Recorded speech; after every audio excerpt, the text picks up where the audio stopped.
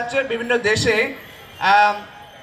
তাদের দেশে কিন্তু আন্দোলন করা যায় না, কিন্তু সেখানেও দেখেছি আমাদের বাঙালিরা, আমাদের বাংলাদেশিরা, তারা আমাদের ছাত্র জনতার এই আন্দোলনকে একাত্মতা প্রকাশ করে তারা জীবনের ঝুঁকি নিয়ে তারা তারা সর্বোচ্চ ত্যাগটুকু দিয়ে তারা তাদের আমাদের আন্দোলনে একাত্মতা প্রকাশ করে তারা রাস্তায় নেমেছিলেন।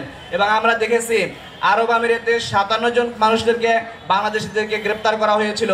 সেখানে 53 জনকে তারা সাজা দিয়েছিল, তার মধ্যে একজনকে তারা 11 বছর এবং 3 জনকে তারা যাবজ্জীবন সাজা দেয়।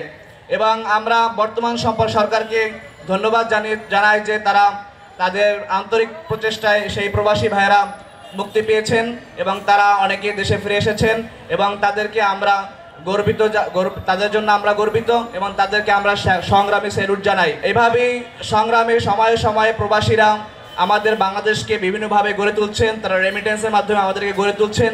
তাদের শ্রদ্ধার্থে তারা যে এই 24 জুলাই বিপ্লবে তারা যেই আমাদের আন্দোলনে একাত্মতা প্রকাশ করেছিলেন বিভিন্ন দেশ থেকে, বিশেষ করে মধ্যপ্রাচ্য থেকে।